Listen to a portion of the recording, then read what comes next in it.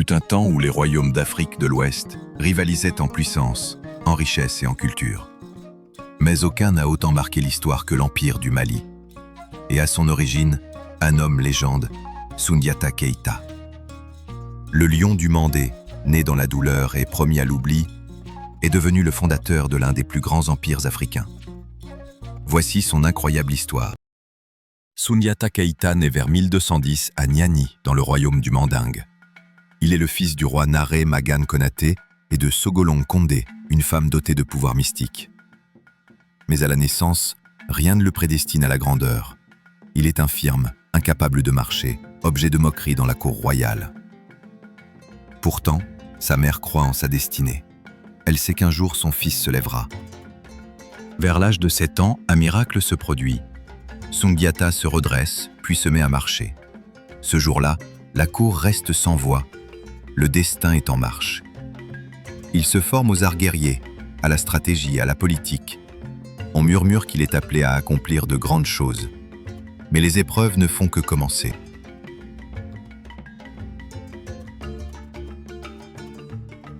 Après la mort de son père, un roi tyrannique, Soumaoro Kanté, du royaume de Sosso, prend le pouvoir sur le Mandingue.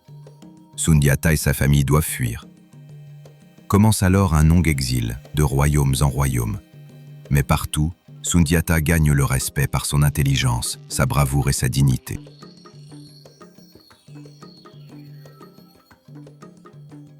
Pendant ce temps, Soumaoro Kanté devient de plus en plus cruel, imposant sa loi par la terreur.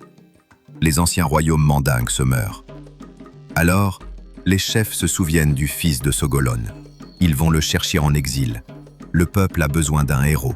Soundiata répond à l'appel. En 1235, l'affrontement final a lieu, la bataille de Kirina. D'un côté, les armées de Soundiata, unies et motivées. De l'autre, les forces redoutables de Soumaoro, auréolées d'une réputation quasi mystique. Le combat est intense, sanglant, mais Soundiata use de tactique et de courage. Soumaoro est vaincu, son emprise brisée. Le Mandingue est libre. Après la victoire, Soundiata convoque les chefs de clan à Kouroukanfouga.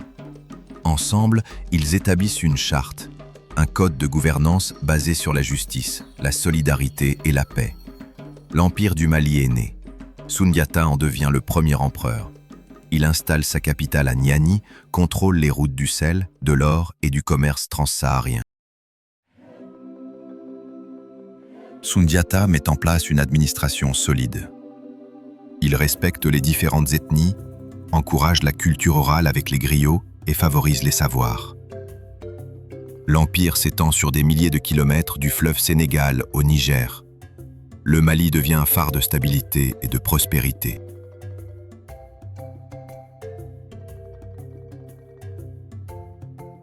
Vers 1255, après 2 décennies de règne, Soundiata meurt.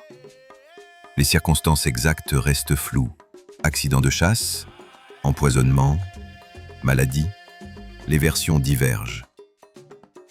Ce qui est certain, c'est que son souvenir reste vivant, porté par les griots, transmis de génération en génération.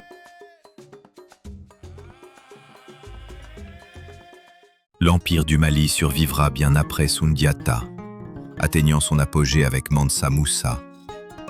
Mais c'est Soundiata qui en a jeté les bases. Aujourd'hui encore, il incarne l'idéal du roi juste, du stratège génial, du libérateur. Il est étudié, chanté, même au-delà de l'Afrique.